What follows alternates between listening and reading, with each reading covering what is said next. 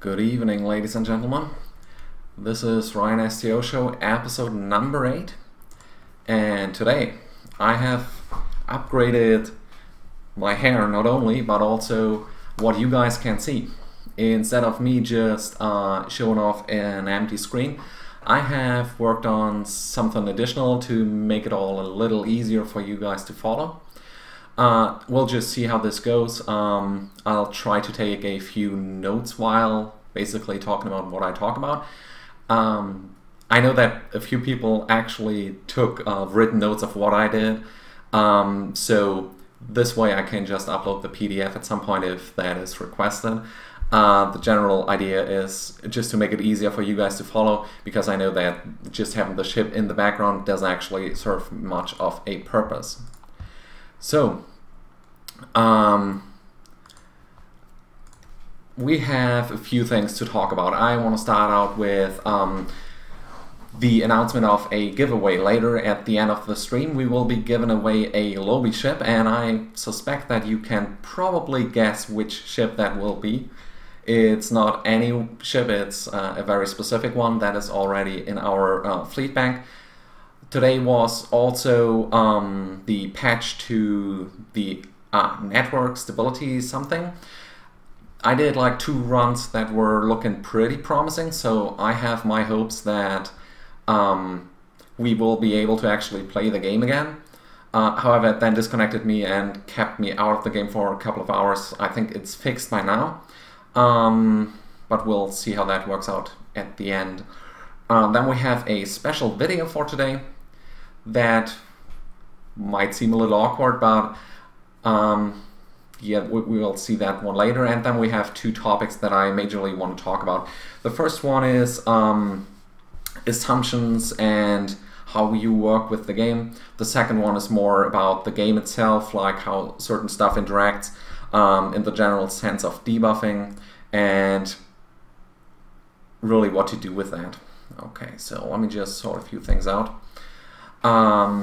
Cookie already guessed it. That's very mean.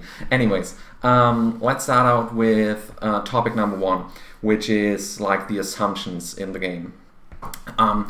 When you start out with playing a game, and the system is not quite defined. Like there's just a very general rule, like you have to win the mission. Then it is up to you how you achieve this goal. So there's a lot of subconscious stuff that goes into this, and that's what makes this so difficult. They are really powerful, like the assumptions that you subconsciously do always define in which borders you think, and that is amazingly destroying towards diversity in how a game is played. So the first one that I want to get rid of, and we'll just call this number 1, the knowing skills, or knowing sequence actually. Wow, I'm super excited, I can't really write. Secrets equals skill.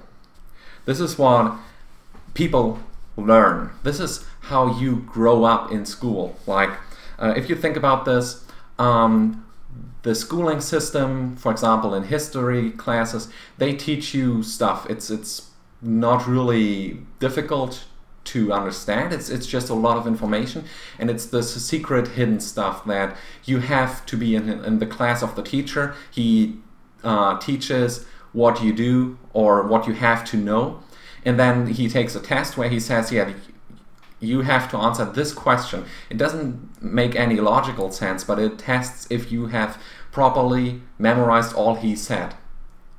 And then that gets graded, like you get an A+ if you remember when the 30-year war was, or something like that. I had a teacher in math that did this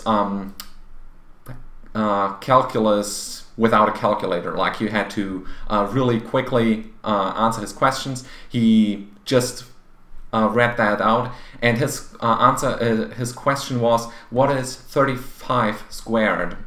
Now 35 squared is pretty difficult if you don't know the trick. 35, if you square 5, it always ends with 25. and 35 is between 3 and 4. So you have to multiply 3 and 4, which is 12, and add 25 to the end, which is 1,225. Now there's no way you can logically deduce that quickly. It's just knowing that this is the trick. You have to do this.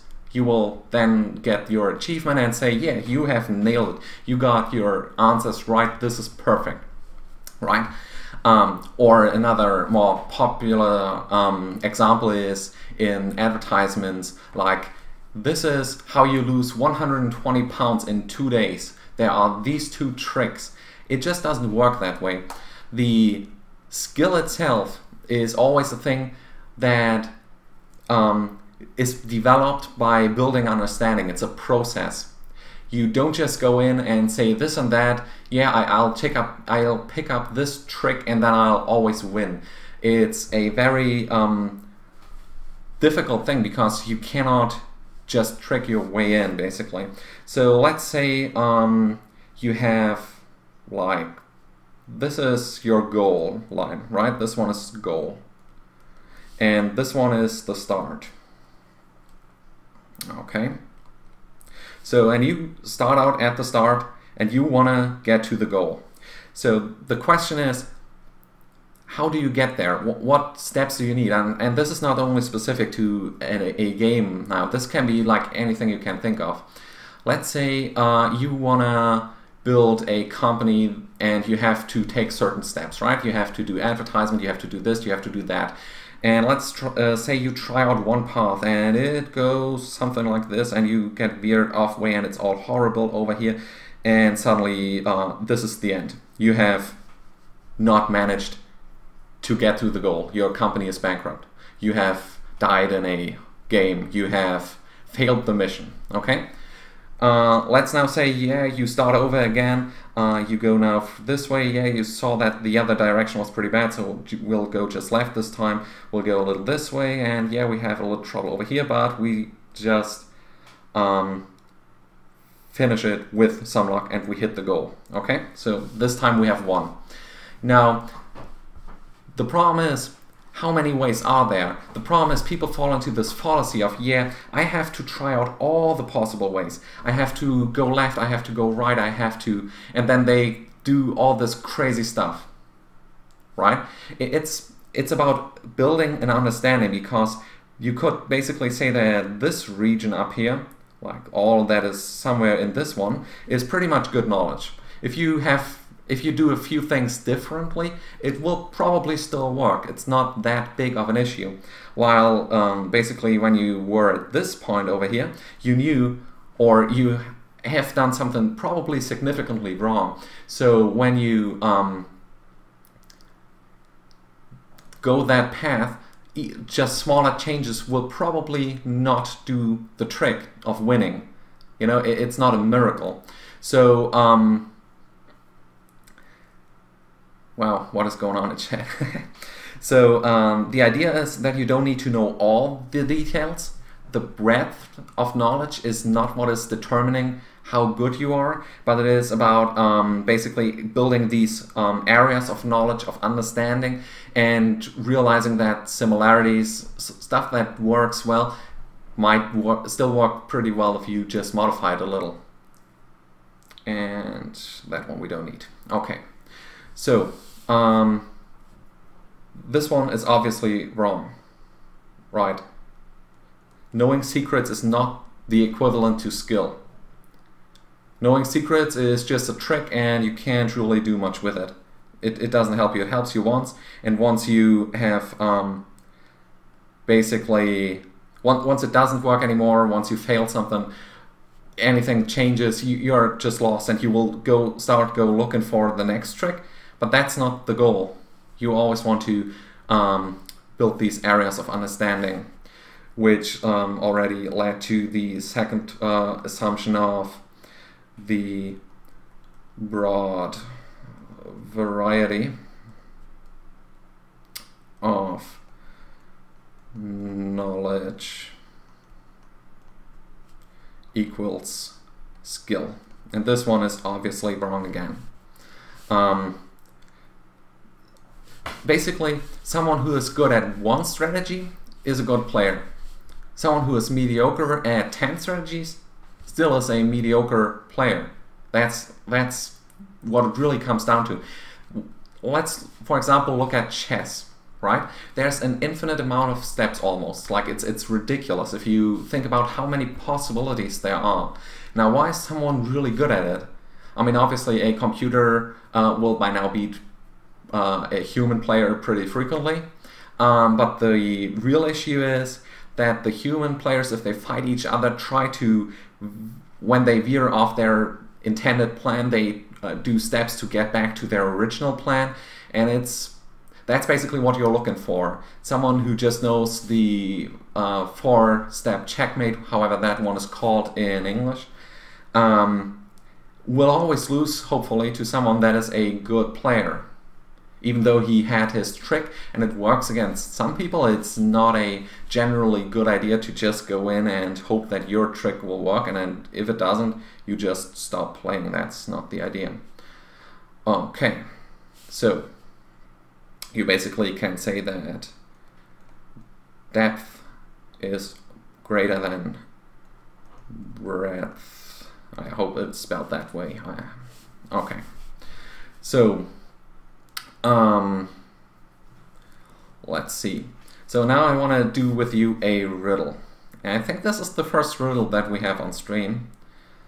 And let me make sure, because my notes are somewhat different from this. I said this one is number 2.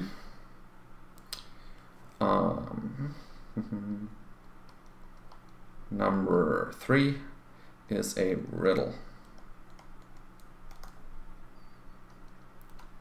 Insurance. Okay, so because I usually screw this up, I'll just read it out. Once upon a time, there was an insurance salesman who was trying to sell, you might guess it, insurances. So he goes to this house and a woman answers. He starts chatting with her, trying to ask her questions about her family, trying to get her to buy insurances, obviously, because he's the insurance salesman. He asked the woman, "Do you have any kids?" And the woman replies, "Yeah, I have 3 kids." The insurance salesman asks, "How old are they?" And the woman answers, "If you can guess the age of my children, I will buy your insurance." Now this was all pretext. Now the actual riddle begins. The woman says, "I have 3 children. The product of their age is 36.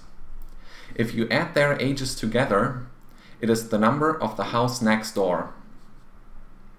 So the salesman looks at the house number next door, comes back and says, "I need one more clue." And the woman replies, "My eldest child plays the piano." Right? How old are they? It's pretty easy, isn't it? Okay, let's do this one more time. The woman says, "I have 3 children." We can actually just write that down, I guess. 3 children. Okay. The product of their age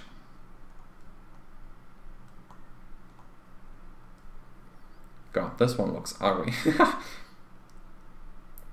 The product of their age equals 36.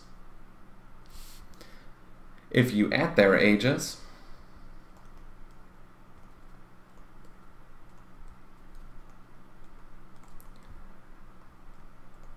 it's the number of the house next door.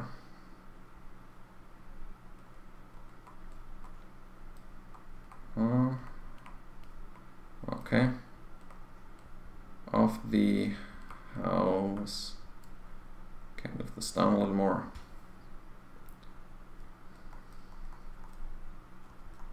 Okay, so the insurance salesman goes looking and says, "I need one more clue." And the woman replies, "My eldest child plays the piano." And now this is a really cool riddle. I really love this one. This one gives you the feeling of this one is broken. Like, what the freaking hell? How am I supposed to know the age of their children? It's not even making any sense, right? You get the idea of how this is imbalanced, how this is not even possible.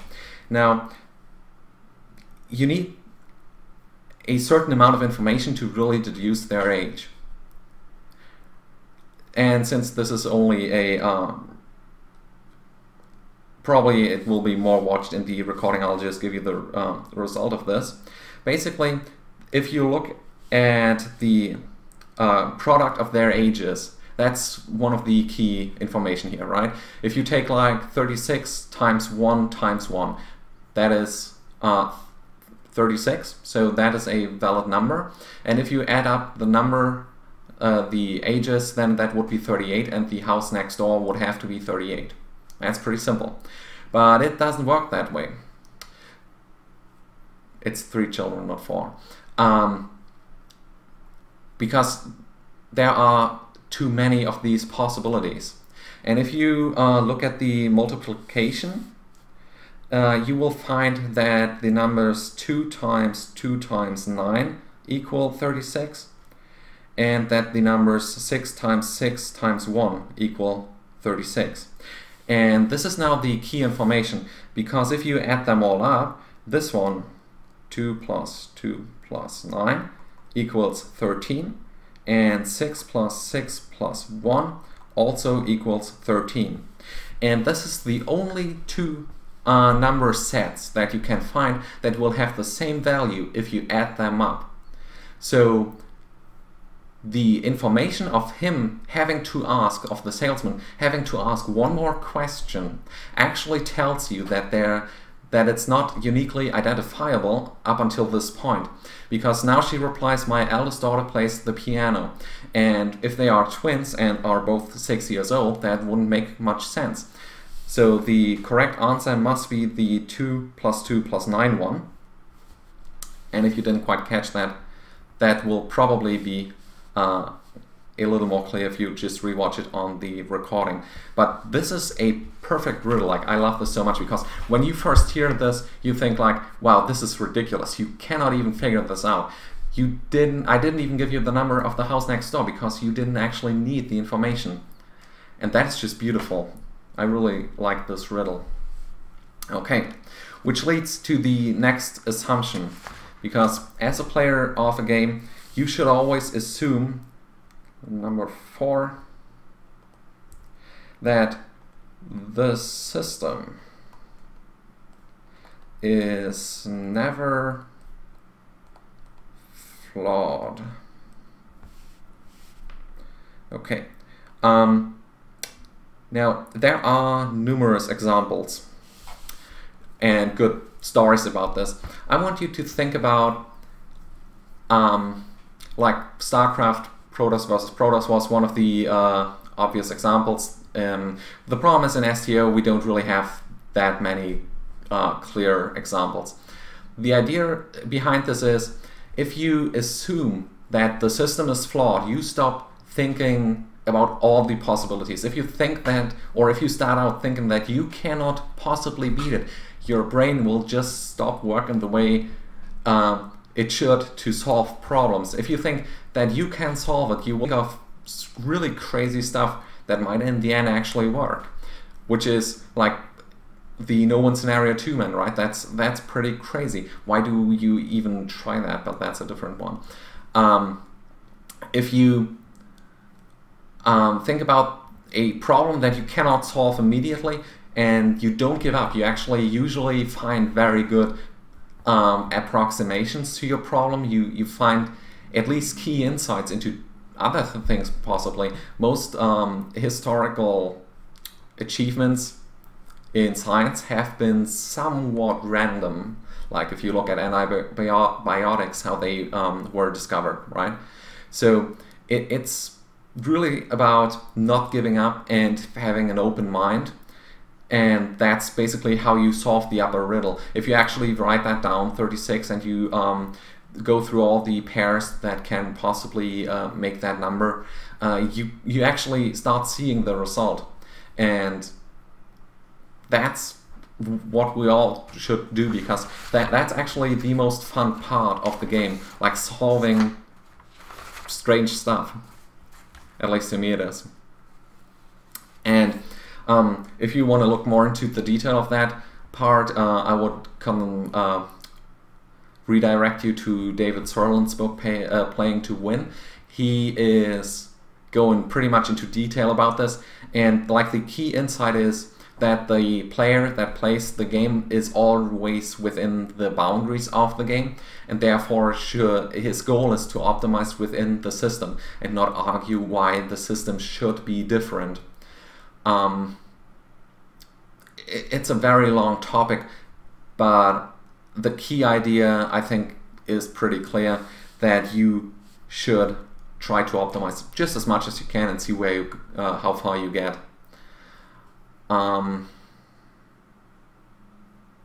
Okay. Then we have another interesting one, which is belief patterns.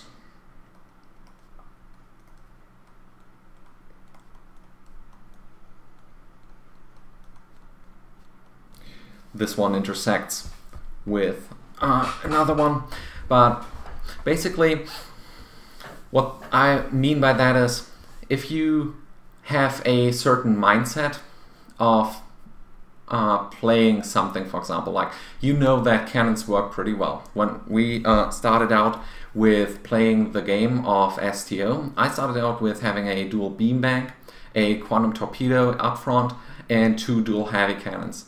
And I was actually doing pretty well in missions. When the first run I did was parsed, I got to like 6k. That was at that time pretty good. I played with a friend, and then I tried to optimize. I tried to see how far could I go. So I used all the weapons that I had, tried to get better with it, and I ended up with using dual heavy cannons, 4 of those. I used 2 turrets, and I used a kinetic cutting beam on the fleet heavy escort carrier thing, Akira class, whatever.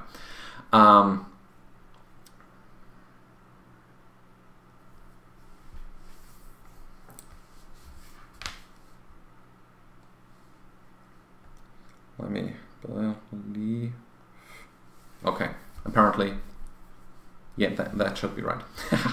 Okay, so and then I had this mindset of beams are not as good as cannons, because you can equip cannons on an escort. The escort is the damage dealing ship, at least that is what I thought, and therefore the cannons are better. I didn't really look into it too much. I just went with that, and that assumption was just entirely wrong. Crap, bullshit for the general idea of maximizing your overall performance. Cannons will be better than arrays if you are at like a 0k distance from your target, and if you keep pounding just one target. Outside of that, you should go with the arrays. That's the thing. And I had this mindset of, why would I use arrays? Right? This is the damage type that goes on escort, so surely it must be better. And it took me quite a while to break out of this. And you usually tend, the longer you play, you build these patterns that underlie how you play. That a science captain should be a healer or a support role, that an engineer should be a tank. But you always have to question yourself if that is actually true, or if you're just making that up within your mind, basically, right? Because there is no rule in the game that says that a science captain cannot try to deal damage. And that also leads to another very complex topic. And I definitely should drink something.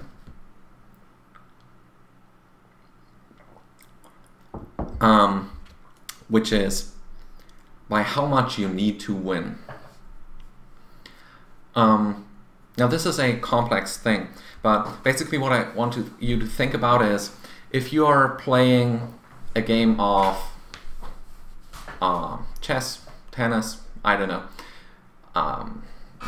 the general idea is that you only need to win. It doesn't really matter by how much. If you win the game at the end. That is really what it comes down to, right?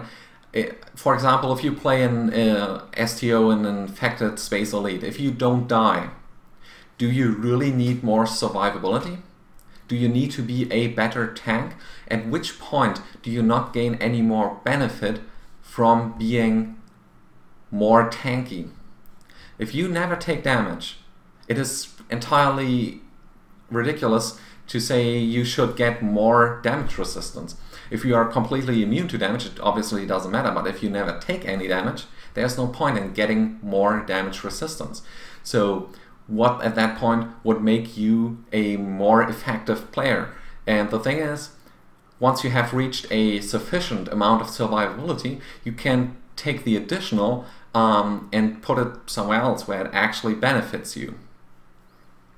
So you don't have to win by very much. You just have to win. You just have to survive, or basically to maximize your performance, you need to take the best route, and that's not going overboard with everything, because you have usually to focus on certain parts due to limitations from your consoles or however that may be enforced. So always take a step back and think about if you're actually falling into a trap of what you assumed there, because people like to use armor consoles and stuff like that at a point where it's probably not really benefiting them as much as another console would probably. Okay, number 6. The language is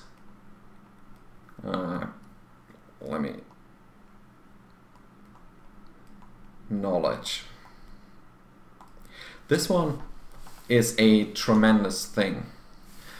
People will not take you serious if you don't use their specific terminology.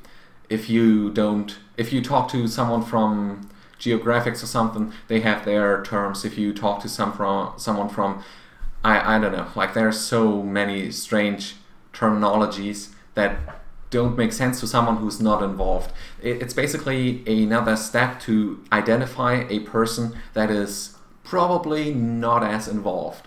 This has nothing to do with the logical understanding of something, but it is it is basically just to determine whether or not someone is knowledgeable about what he is talking about. And I'll go into more detail after a very short break. I'll see you guys in just a minute.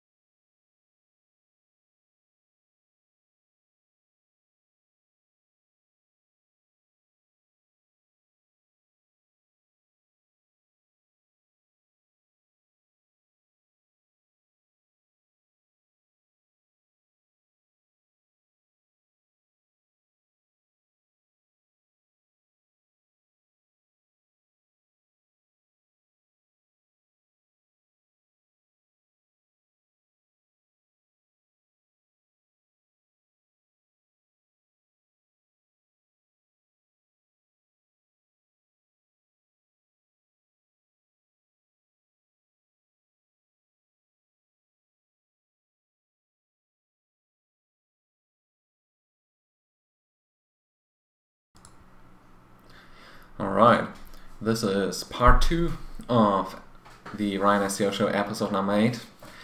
Today we do a lot of stuff, so I'll just jump right back at it.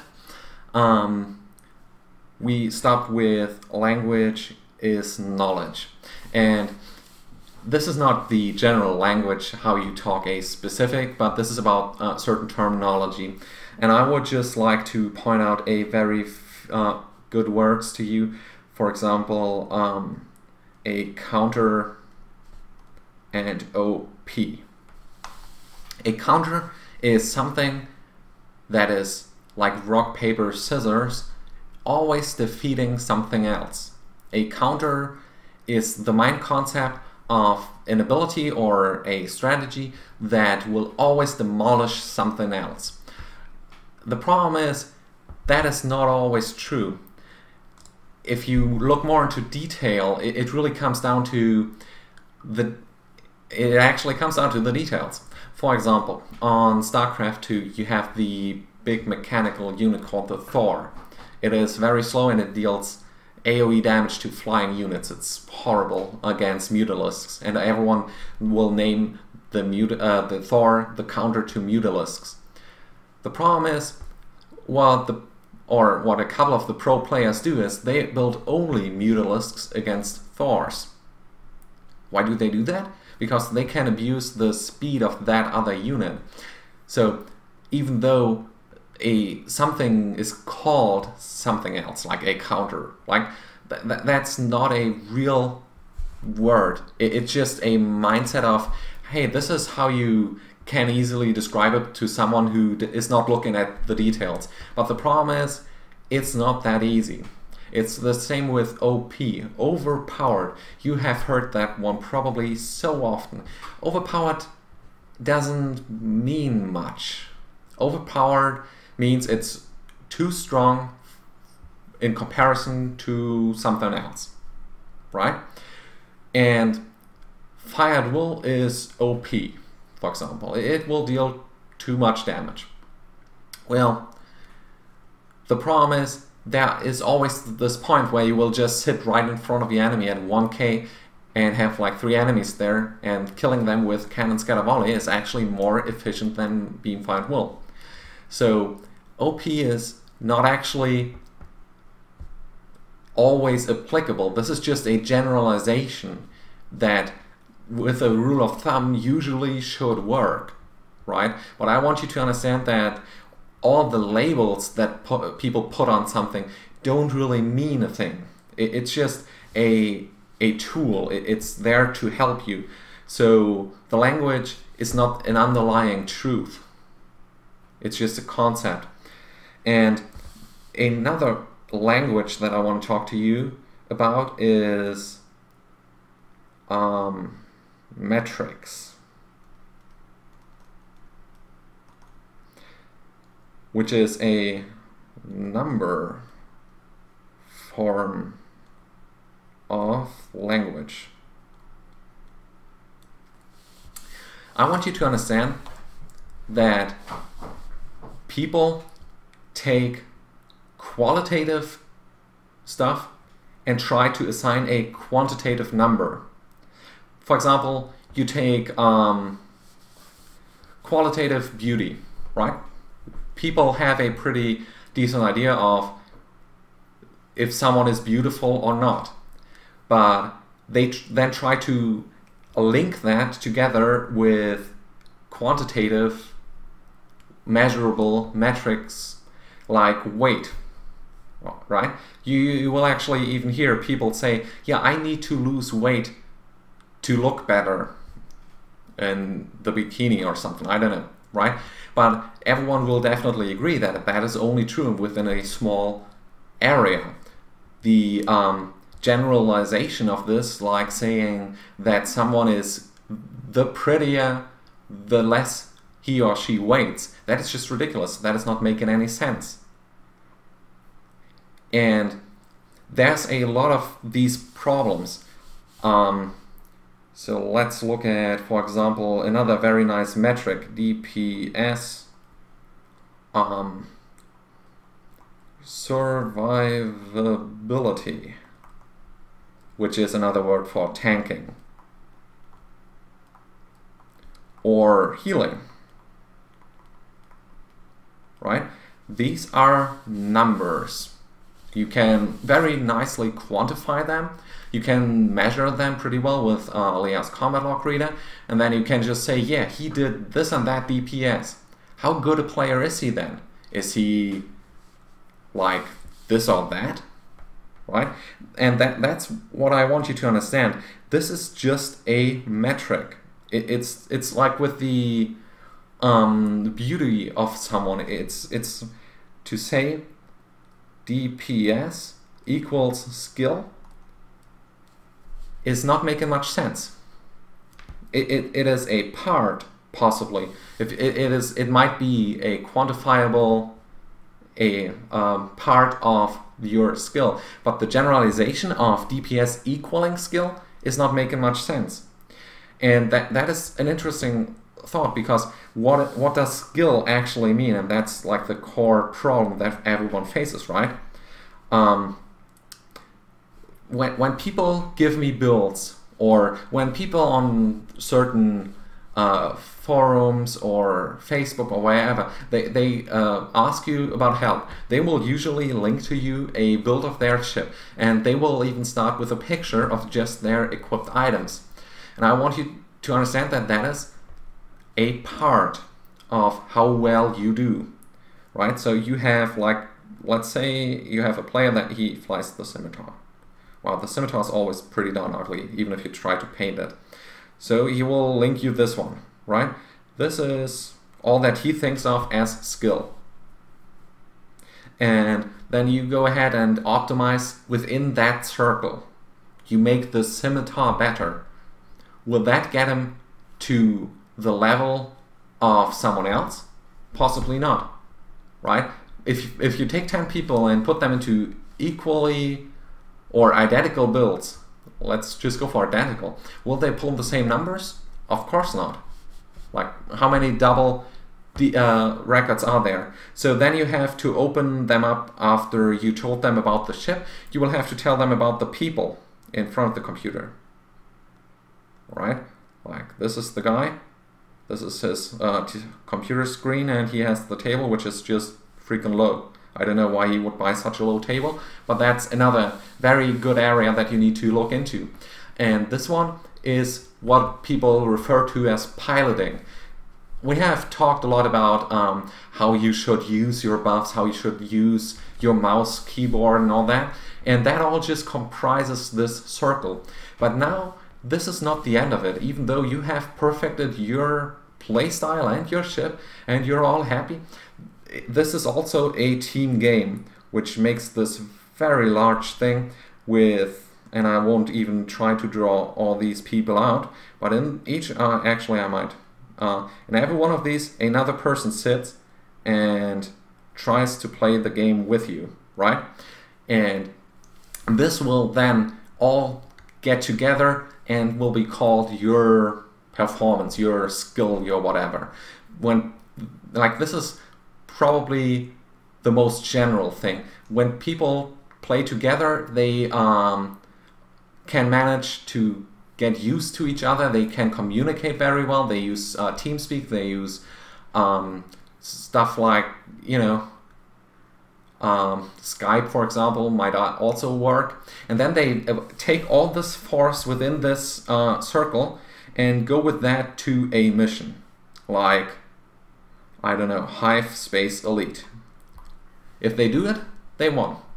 If they do it better, they won possibly better, but they will still just win it. Does that make them better persons? Probably not. But what I want you to understand is that the entire team effort is what is really counting. And that is why the skill level of a single person, as in the guy within his box, right? If he is 110% of all the other players, but cannot communicate with them or doesn't want to play with other people, will he make the mission on his own? What do you think? Of course not. So on the average on the high-end progress rating guilds, it's about personal skill, but it is just as much about personal integrity, like your mindset of play. You have to endure a couple of hundreds of wipes. Your group will get crushed, and if you then start immediately raging at people, that's discouraging. You need people that possibly only have 95% of the total maximum skill level, whatever that may be. But if they manage to work together, that is what comprises the team effort. If you look at 3 versus 3 arena, right, there are different people that play the game, like in World of Warcraft, but does the team win that has the best player, or does the team win that has the best average performance? And I guess that is how you just should think about that, because your personal skill is just one part of it. You can take this example to like every game. StarCraft, like people then can look into certain areas that they want to explore during the game. Like in World of Warcraft, you have the tank, you have the healers, you have the DPS class. You might have someone building the siege tanks for the defense. You might have someone building the attack units, something like that, right? And that just opens up a very wide playing field. And this one leads to another point that I want to talk about. And which point is that? It's number 7. How is that number 7? I think I missed one. Have I missed one? I don't know. Okay, let's just call this one number 7.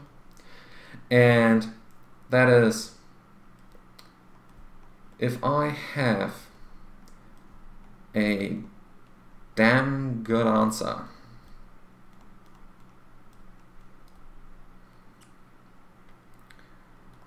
then I must have answered the right question. And I want to illustrate this one with another short example.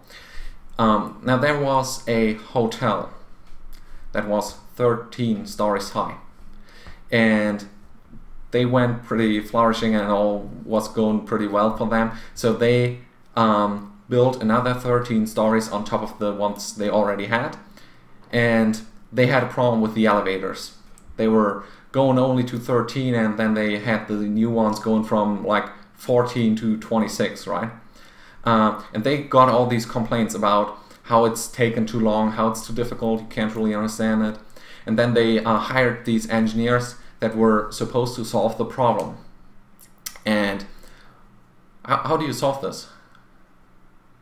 I mean, you have this very high hotel.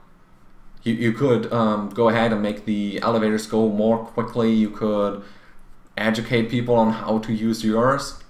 But that's not what happened. You know, this is something that actually happened. The engineers installed floor-to-ceiling mirrors on the doors. And the people did not complain anymore. Like, that solved the problem.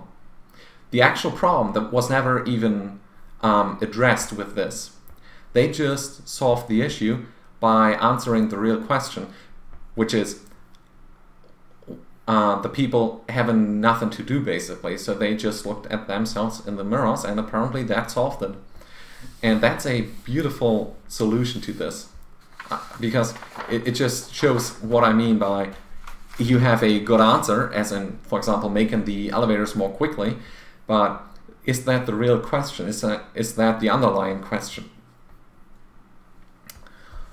Okay, so now to move on to another topic that I want to talk to you about is basically first a very general concept about growth. Stuff gets bigger. So let's say you have 3 possibilities how this can work. You have the one that just grows. right? You take on your x-axis something, you take on your y-axis something, and the more x you put in, the more you get out of it. This is, for example, how tag consoles in the game work. Tag consoles. The more you get, the bigger the benefit, but it's always linear. Having 2 tag consoles is just twice of what you previously had. Then there is the function growth, basically, which is more than the linear one. And now this is a little scaled out, I guess, but that would look something like this. And this is how the old embassy consoles used to work. Obviously, you never really got to this. You just got to it a little, old embassy. When every console benefited all the other consoles you already had. Like if you put in one of those old consoles that buffed your plasma damage by 10% and gave you the dot, right? So you put one of those in, it buffs itself 10%. Then you put another one in. That also now benefits the first one that you put in previously. So now your overall benefit of those 2 consoles will be higher than if you just linearly stack the tactical consoles. And that is sort of a problem, because if you have like 5 consoles or 50 consoles or 5,000, the benefit gets ridiculously big, which is why I think that they nerfed them, but yeah, so that's that. And then we have the third one, which is probably a very interesting one. Now this is the saturation curve. This is the more you put in, the less at the end. This is how stuff like damage resistance works. Damage resistance. This one is also in games usually referred to as diminishing return.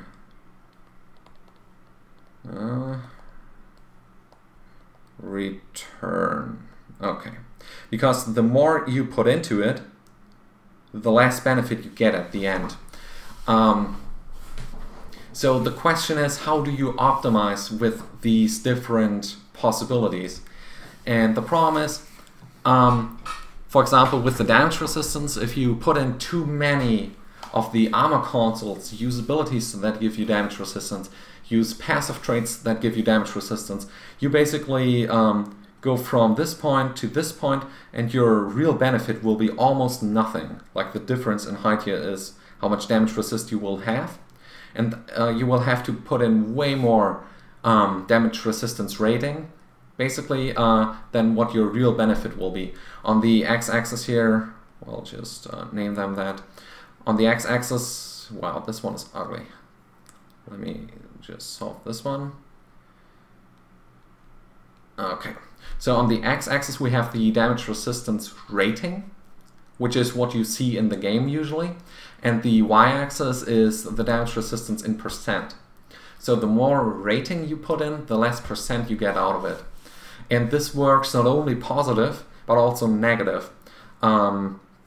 Basically, it is impossible to debuff something beyond minus 300%. That sounds very nice, doesn't it? For this, we have to explain something else first, I guess. If you look at your combat log, the combat log will say something like, you deal damage. And it will give you 2 numbers. It will say something like 1,500 dot, I think 500 could be a good example. So the first number is how much damage you deal. The first number is how much damage you see on your screen. The second one is how much base DPS, or base damage I mean, or raw damage you dealt. The 1,500 is how much damage you actually dealt. So the idea is that somehow you have managed to deal 3 times more damage, or yeah, than your base damage. This is achieved by debuffing your target. The damage resistance of your target can be reduced even into the negative some units do have positive values, in which case you have to take off that positive first until it becomes negative. And that is achieved by stuff like attack pattern beta, like penetration weapons, intelligence fleet, attack pattern delta, sensor scan, sensor not bad, fire on my mark. All this stuff that gets the enemy a damage resistance debuff increases your damage. And that one also is a saturation curve, as we saw on top here. The maximum, basically, let's just paint this out something. Okay. So up top here, where you can never reach it, is minus 300. And we have, like, you get a pretty good benefit at the start, and it gets less and less the more damage resistance you put into it. And this is now where the real trouble starts. Like, how do you determine how much actually even makes sense? If you just try out like minus 35 damage resistance rating, minus 35, God.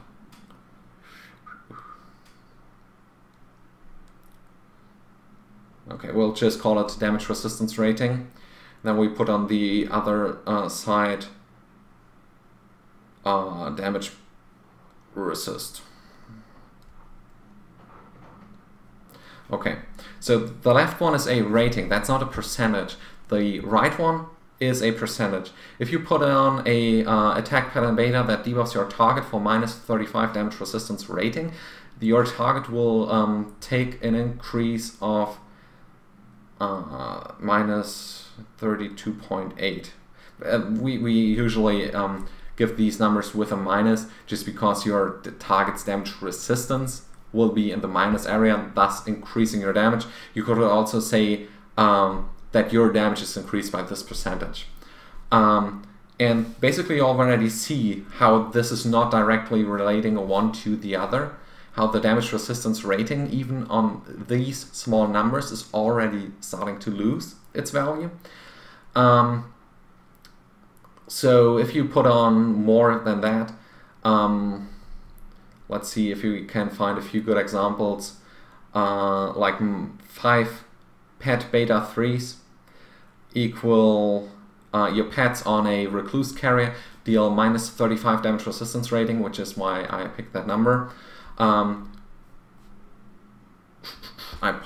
probably should use the calculator just because I'm too excited and make sure that I don't mess up.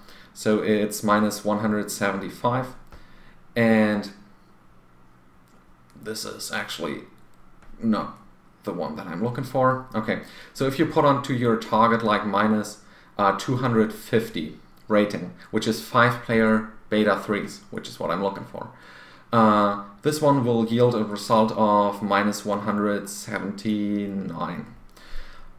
If you look at your combat log reader and select the unit on the left, and then click on the lower right, the resistance monitor, it will give you these numbers that I'm writing down on the right of this. Usually in good teams you will see something in the range of minus 220 to minus 250. But what I'm really driving at is this is a pretty close number still, right? If you, for example, take 20 of the pet beta 3s, which is 20 times 35, which is minus 700, which we have tried. This one will yield minus 263. And you see how the growth from 250 to 700 is not that much anymore. And the really crazy part is, if you take a average team, like we tried 3 times beta 1, 1 time beta 2, and 1 time beta 3. And then we use the intelligence fleet, and we used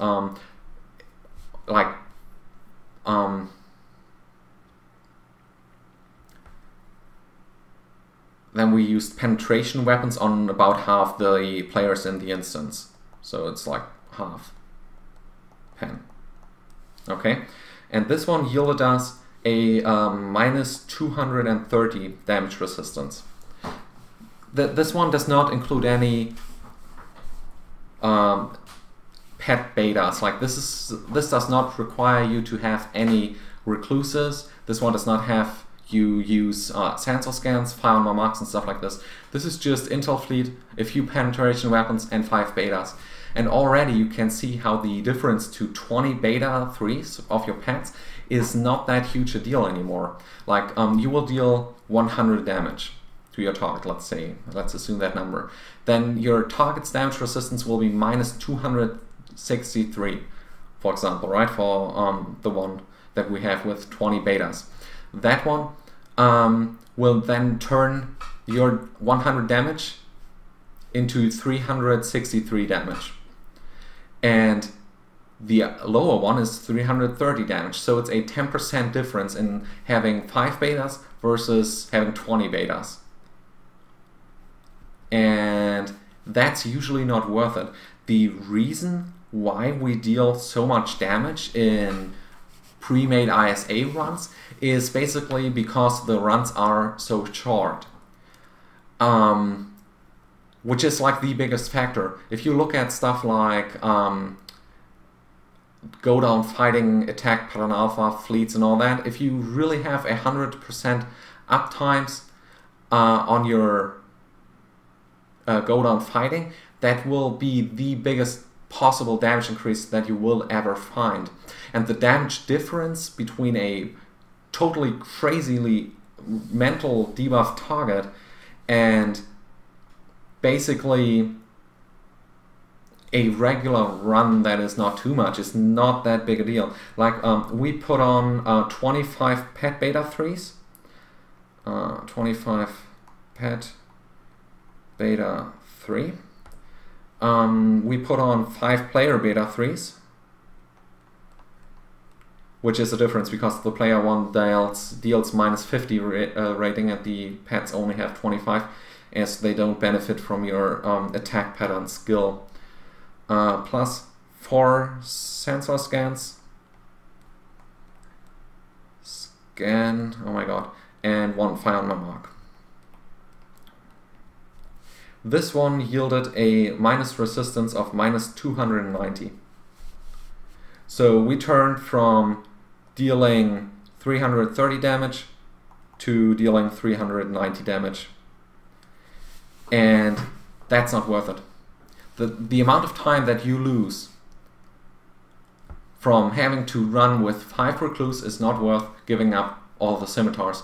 The scimitar is the recluse is usually only used because we are used to using them. You could also use other ships like the command cruiser or stuff like the pilot ships with form up. That's all pretty good techniques that basically outweigh the damage resistance debuff, which is a pretty small thing if you have a good team with you.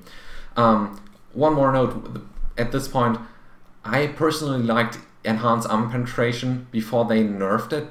It dealt minus 50 damage resistance to your target, and it basically evened out the playing field, because even on random groups, when they all had enhanced armor penetration, you got to a point like around here in every single group, and the difference between this and this at the end here is not that much in real life practice. It basically evened out the playing field and reduced the RNG, or let's say it reduced the impact of a pre-made debuffing team, because random players usually don't cycle intel fleets, they don't use penetration weapons, they don't usually even use their captain abilities like Farmer Mark, which is just a little awkward.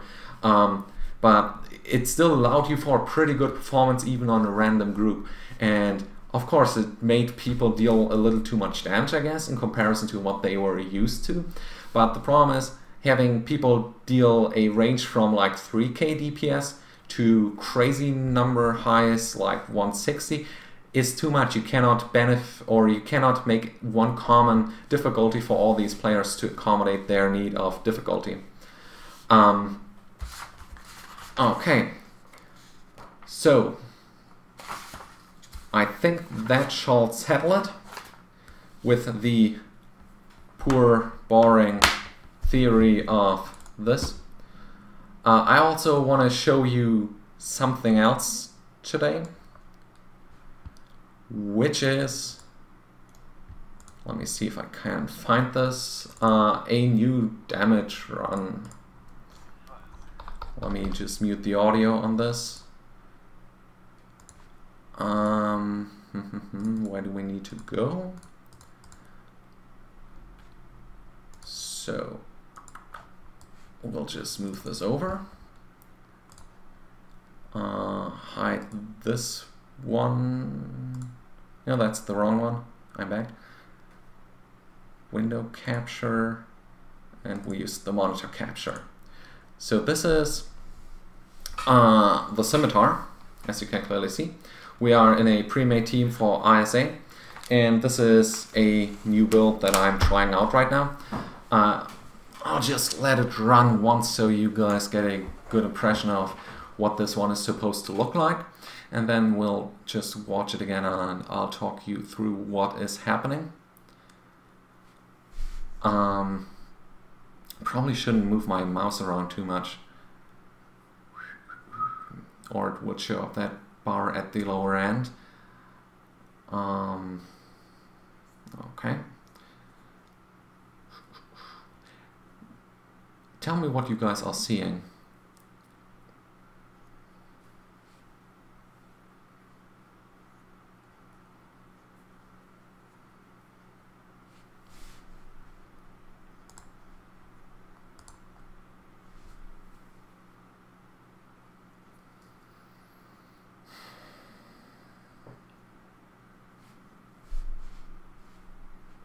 And that's it for icing. So the fight took us, I think, like 1 minute 10 seconds at the end. We deal a very nice 233,000 DPS. What do you guys think?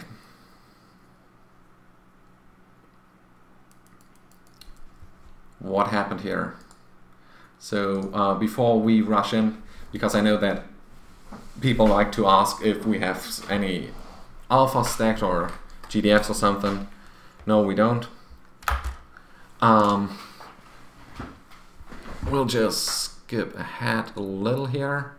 Now we have 2 recluse with us just because we have the players. We are trying to reproduce it without them. The problem is the server lag just usually kills you too much. And well, we are hoping for today's fix to have a big impact. So possibly we will be able to play the game now again. I have high hopes.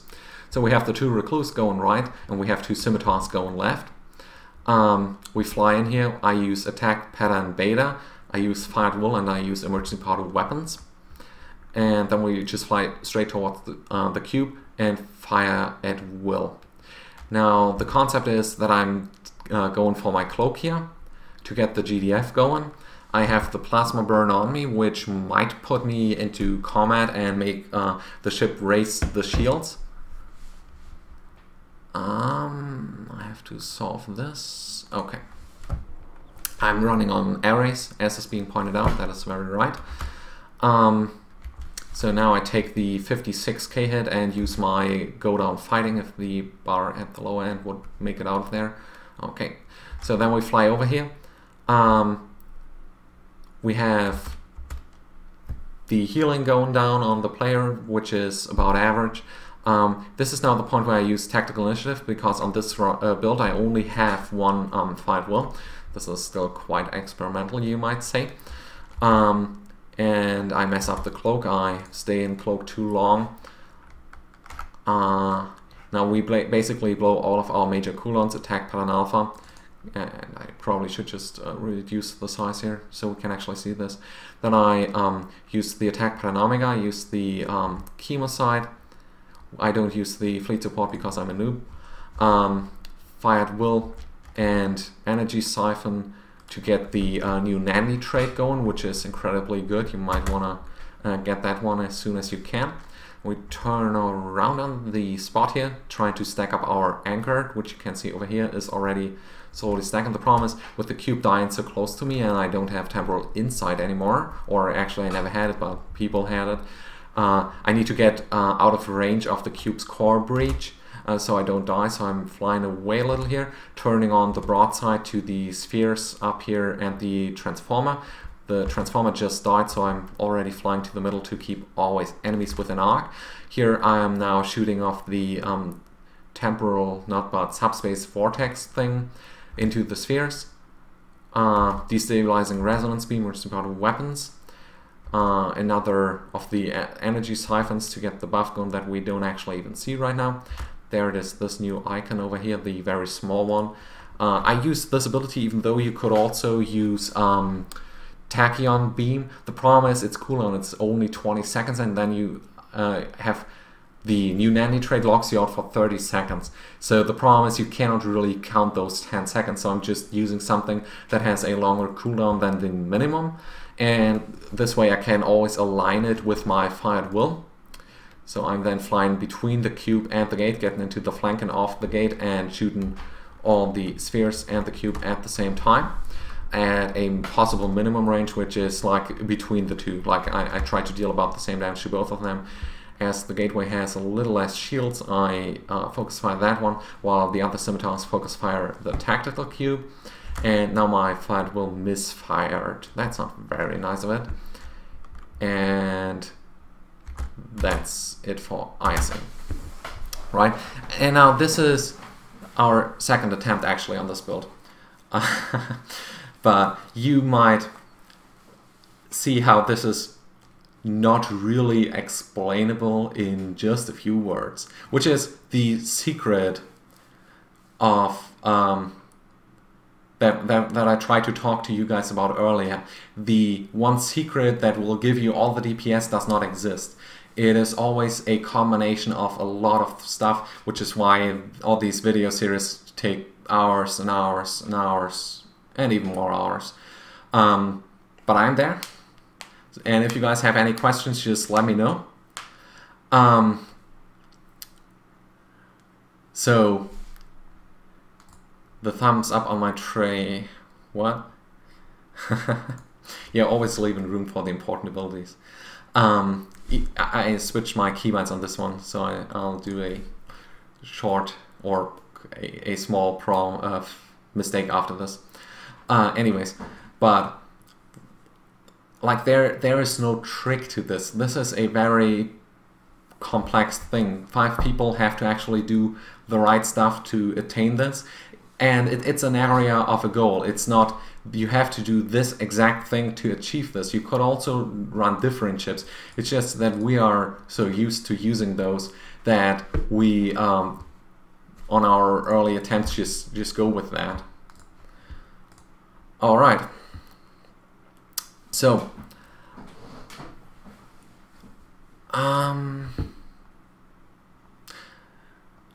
I'm sorry that I didn't really catch up on any of the build requests that I have. If you have an important one, just whisper me in-game. I'll try to get to you. Other than that, I'll try to do most of it next time. And now we have one more thing, which would be the giveaway. So I'll just need you to type something in chat to be liable to win a Recluse Carrier, which shall be our today's giveaway. If you need one, just type something now. I'll just move this one over. Felician shouldn't be liable because he has more than enough. And I think it's actually a pretty darn good chance to win something right now. Now that I'm thinking about it, it's not too many people watching the live stream. What's your opinion on the Avenger Tier 6 trait? The Avenger Tier 6 trait lists as a weapon power cost reduction and a cycle haste increase for the duration of emergency powered weapons.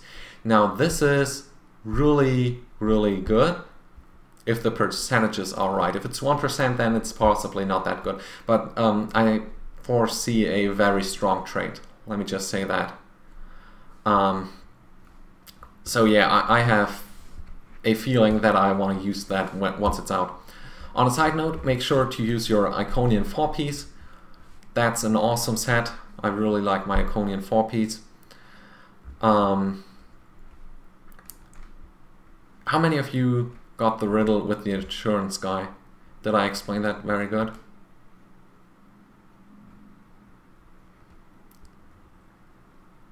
So I'm just giving people the opportunity to type something in chat. Otherwise it will just be between the 5 of you. That would be a little too easy possibly. I guess just about everyone from the friends list is watching this, huh? Or they all have recluses. That might also be a thing.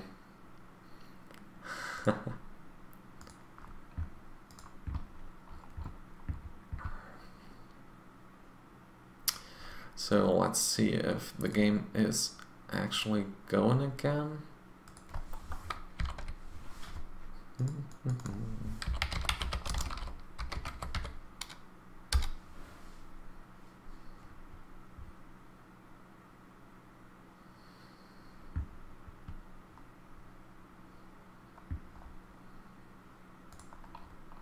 The tier 6 battle cruisers. It seems the game is actually loading again.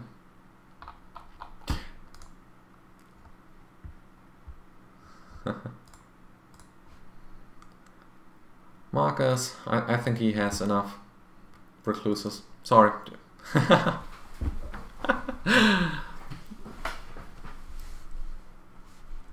I can just disqualify you, that's pretty easy. Okay, so I'm trying to load into the game. So you might have about a minute more or two. Portion Ryan's hot tub is not going to help us out on this one. We need to get into this fleet.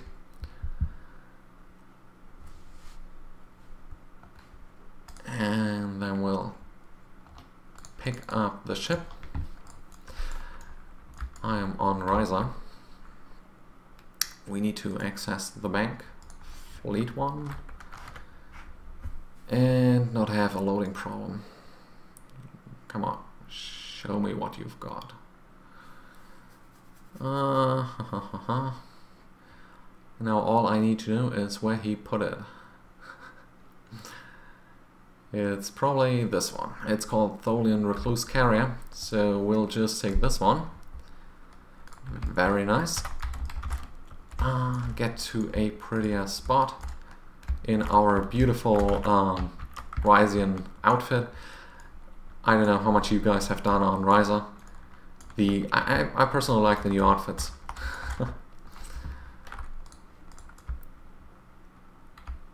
Alright. I'll just hide over here. Lying down. Alright, very nice. And I think if no one else wants to sign up anymore, we'll just do it. Don't open it, yeah, that would just look like the thing that I tend to do. Alright, so shall we do it? Is everyone entered in?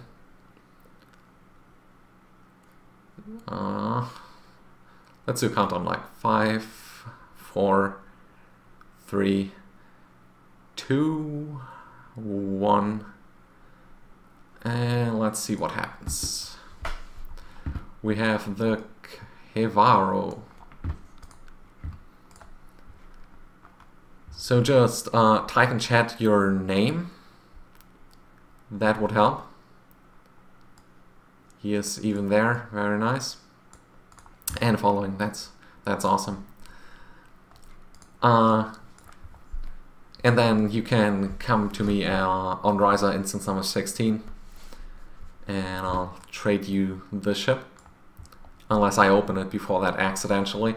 That usually happens, but since I already have one, I would think that there is a safety in place that prohibits me from opening a second one. So, congratulations to our winner. That we might find out what his name is in the future. In game, it's at Scaramanga. All right. Do you want me to send it to you via in-game mail, or do you want to come along and I'll trade it over to you?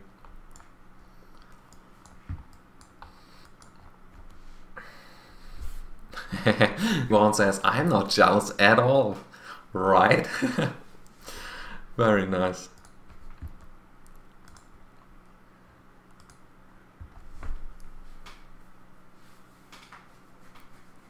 All right. I guess he will be on Riser in about 2 minutes. That sounds like a plan. And gives me some time to think about something that I want to talk to you about.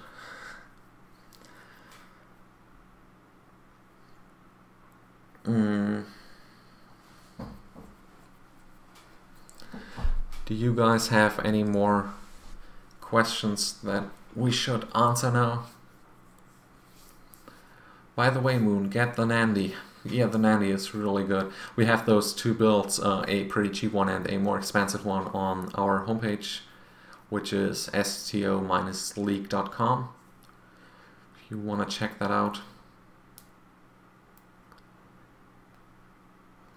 I don't think it's my Horgun. I don't actually know where it's coming from. Possibly someone flying above me, but it's not looking like it. I don't think I have one on this tune yet. Just chose this tune to make sure that I don't accidentally open it, because he already has one.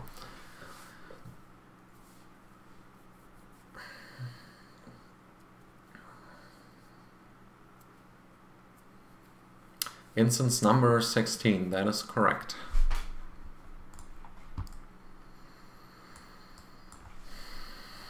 If you need a team invite to switch instances, I think we could do that. Let me see if I can just team invite you. Or actually, I think, yeah, this one is you.